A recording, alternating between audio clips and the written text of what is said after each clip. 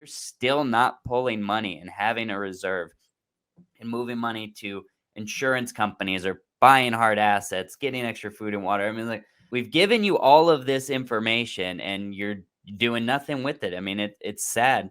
And by the way, when you say convert that money into other things, shout out. We have friends slash clients that are new to us. It's a mother daughter. I won't say their names, but they reached out to Marcy. My understanding is they bought a tower garden.